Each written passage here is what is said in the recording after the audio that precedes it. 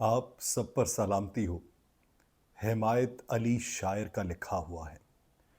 बदन पे पैरहन खाक के सिवा क्या है। मेरे अलाव में अब राख के सिवा क्या है। ये शहरे सजदा गुजारा दयारे कम नजरा। यतीम खानाए अदराक के सिवा क्या है। तमाम गुंबदों मीनारों मिंबरों महराब फ़कीह शहर की अमलाक के सिवा क्या है। खुले सरों का मुक़द्दर बफ़ैज़ जहल जुहद फ़रेब सायाए अफलाक के सिवा क्या है। ये मेरा दावाए खुद बीनी जहाँ बीनी मेरी जहालत सिफ़ाक के सिवा क्या है। जहान फ़िक्र व अमल में ये मेरा अज़ाम वजूद फ़कत नुमाइश पोशाक के सिवा क्या है। नाज़रीन, मैं हूँ यासिर रशीद और आप मेरा व्लॉग देख रहे हैं। नाज़रीन, एक चरसी एक कब्र के ऊपर बैठा चरस पी रहा होता है। पुलिस जो वहाँ पर गश्त कर रही होती है, पुलिस के दो जवान कब्रिस्तान के अंदर से धुआं उठता महसूस करते हैं और कब्रिस्तान की तरफ चल पड़ते हैं। देखते हैं कि मफलूकुल हाली में फटी पोशाक पहने उजड़े हुए बालों के साथ एक शख्स सिगरेट पी रहा था और उसने साथ में ही पुलिस को देखते बुझा दी और दुआ के लिए हाथ उठा लिए। पुलिस ने पूछा, यहाँ पे क्या कर रहे हो? तो उसने कहा, वालिद की कब्र पे फातिहा खानी कर रहा हूँ। उन्होंने कहा, ये तो बच्चे की कब्र है। तो आगे से शर्मिंदगी के आसार दिखाई नहीं दिए। कहता, वालिद साहब बचपन में ही वफात पा चुके थे। तो ऐसे ही हमारे सियासतदान हैं, उनसे अगर आप कोई बात कर ले और उनका झूठ उनके मुंह के ऊपर ले आए तो शर्मिंदगी महसूस नहीं करते, बल्कि ये कहते हैं कि उस वक्त सूरत हाल और थी, अब सूरत हाल और है। इसहाक डार साहब से पूछा गया कि जनरल बाजवा को आर्मी चीफ बनवाने में ज़्यादा किरदार आपका था, लेकिन इसके बावजूद आप दोनों के दरमियान इख्तलाफात हैं, आप इख्तलाफात की वजह कुछ और रखते हैं। तो साबिक वज़ीर ख़जाना इसहाक डार साहब ने कहा कि मैं ज़्यादा पर्सनली नहीं बताना चाहता, लेकिन साबिक army chief general retired Bajwa से इख्तलाफ की वजह फाइनेंशियल यानी मालियाती थी।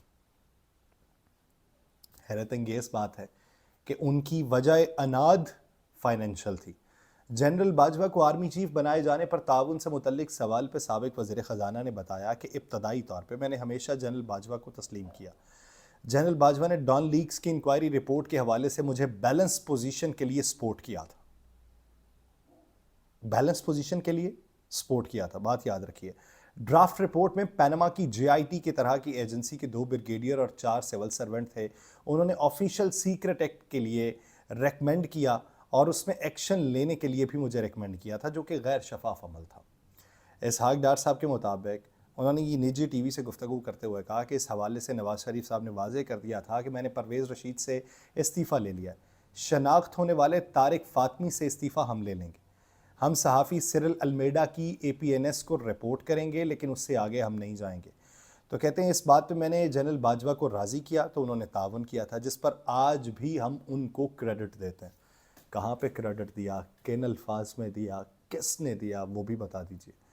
वो ये भी कहते हैं कि डॉन लीक्स के हवाले से आईएसपीआर की रिजेक्टेड ट्वीट वायरल होने पर भी मैंने उन्हें राज़ी किया कि आप लोगों ने अच्छा नहीं किया।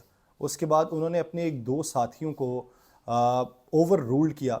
उसके बाद की सारी चीज़ें आपके सामने हैं। जनरल बाजवा को सोशल मीडिया पर अटैक किया गया, मेरी उनसे तब तक बातचीत ही थी। हैरत अंगेज़ बात है कि आपको कोई फ़ायदा पहुंचाता रहे आपके लिए ठीक, और आपको कोई फ़ायदा ना पहुंचाए तो सारे फ़ायदे एक तरफ, आपका नुकसान एक तरफ। इसहाक डार साहब ने यह भी कहा कि मैं ज़्यादा अताब में इसलिए आया कि मैं डॉन लीक्स की रिपोर्ट ठीक करवाता था। जनरल बाजवा से दोनों चीज़ें मैंने डील की, जो कि मुझसे पहले चौधरी निसार, फवाद हसन फवाद, जनरल बिलाल अकबर और जनरल नवीद मुख्तार करते थे। लेकिन उस सब के बाद भी जब ट्वीट का मसला हल ना हो सका तो मैं जनरल बाजवा और नवीद मुख्तार से मुज़ाकरात हुए और फिर वो राज़ी हो गए, जो कि एक अच्छी बात है कि जो गलत काम हुए उन्होंने उसको ठीक किया। लेकिन उसके बाद वो प्रेशर में आ गए, वो प्रेशर में आए।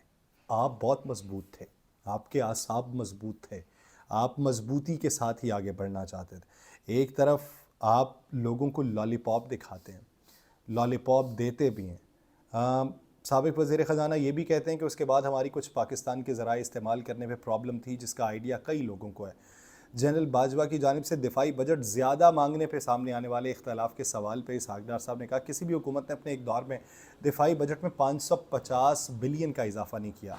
हमारे इख्तलाफात की वजह फाइनेंशली थी, लेकिन वो पैसे मेरी या उनकी जेब में नहीं जाने थे। अब इस मामले के ऊपर आप जब दौरे इक़्तिदार में होते हैं तब आपकी तमाम तर चीज़ें जो हैं वो आपके मुताबिक ठीक होती हैं, लेकिन आप जब उधर से उतरते हैं तो आपको तब पता चलता है, आपकी अकल तब ठिकाने आती है, आपको लगता है कि ये फ़लाँ ने काम करवाया था, वो फ़लाँ ने काम करवाया था, ये इसने किया है, वो उसने किया है। अब हालिया सूरत हाल में पाकिस्तान पीपल्स पार्टी ये कहती है कि आपको लेवल प्लेइंग फील्ड मिल रही है, तो ख्वाजा साद रफ़ीक साहब कहते हैं कि हमारी तो कोई डील ही नहीं है। उन्होंने कहा अल्लाह का शुक्र है कि नवाज़ शरीफ ने सियासी सरगर्मियों का तवील अरसे बाद दोबारा आगाज़ कर दिया। हम इंतखाबात के लिए हर वक्त तैयार हैं। अब इंतखाबात की तारीख पर कोई इबहम नहीं है। हाँ जी, नवाज़ शरीफ साहब को क्लीन चिट मिली हुई है, तमाम मुकदमात उनके ख़त्म हो चुके हैं, मुजरिम से उनका जो स्टेटस है वो तब्दील होकर शरीफ शहरी का हो चुका है। वो पाकिस्तान के अंदर इनकलाब लाने की तगोदो कर रहे हैं, आगे बढ़ने की तगोदो कर रहे हैं, और उनके पीछे पाकिस्तान की 25 करोड़ आवाम की हिमायत हासिल है। पाकिस्तान मुस्लिम लीग नून के किसी शख्स से पूछें कि आईपीपी जो है वो जो ये कहती है कि हम पेट्रोल को सस्ता कर देंगे, वो जो ये कहती है कि हम 300 यूनिट तक बिजली मुफ्त कर देंगे, वो जो ये कहती है कि हम जो है अद्वियात को फ्री कर देंगे, तो आप क्या समझते हैं कि क्या ऐसी सूरत हाल के अंदर ये सब कुछ मुमकिन है? तो उनका जवाब, दोहरा मायार चेक कीजिए, यानी कहीं पे कच्चे नहीं पढ़ते, और कच्चे पढ़ना तो इनकी खमीर और फितरत के अंदर शामिल नहीं है। वो कहते हैं कि जी हमने हुकूमत छोड़ी, हमें ख़जाने का पता है। ऐसी सूरत हाल के अंदर आप ये सिर्फ खुले आँखों ख्वाब दिखा रहे हैं लोगों को कि ऐसा भी हो सकता है, ऐसा भी हो सकता है। वो कहते हैं कतई तौर पे इस तरीके से नहीं हो सकता, और जब आपको मालूम हो कि आप बरसर इक़्तिदार नहीं आ सकते तो कोई भी शुरली आप छोड़ दें लोगों को राम करने के लिए। ये पाकिस्तान मुस्लिम लीग नून कह रही।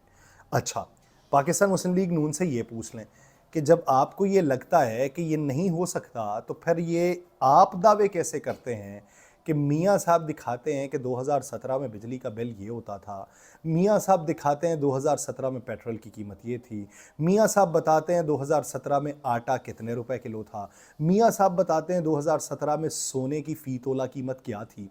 जब ये सारी चीज़ें मियाँ साहब बता रहे हैं, तो मियाँ साहब को ये नहीं पता कि ये कीमतें वापस नहीं आ सकती? तो वो कहते हैं नहीं, हम भरपूर कोशिश करेंगे, हम पाकिस्तान को बेहतर समत में लेके जाएंगे। तो उनसे ये पूछते हैं कि कोई भी हुकूमत आए तो कितने अरसे तक पाकिस्तान के मुआशी हालात बेहतर हो सकते हैं?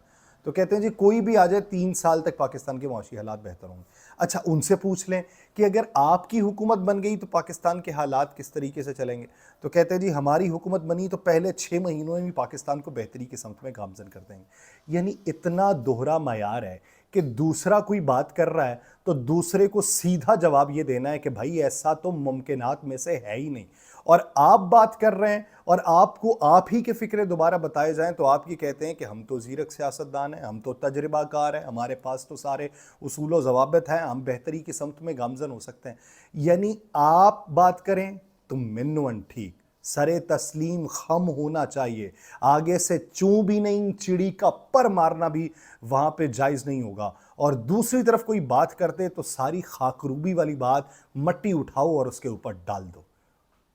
पाकिस्तान में जब आप ये समझते हैं कि लेवल प्लेइंग फील्ड होनी चाहिए, तो नज़रियात में भी लेवल प्लेइंग रखिए, जवाबों में भी लेवल प्लेइंग रखिए। ये नहीं कि अपने लिए तुर्रम खां और दूसरों के लिए पाटे खां। इस तरीके से सियासत नहीं चलती और ना इस तरीके से मुल्क चलते हैं। यहाँ से अपने आप को तब्दील कीजिए। बसूरत दीगर आप उसी फ़कीर की तरह जो एक कब्र पर बैठे हुए एक छोटे बच्चे को अपना वालिद कह रहा था, आपके ऊपर भी फातिहा खानी कोई इसी मजाकन में कर रहा होगा। मुझे दीजिए इजाज़त। अल्लाह निगहबान।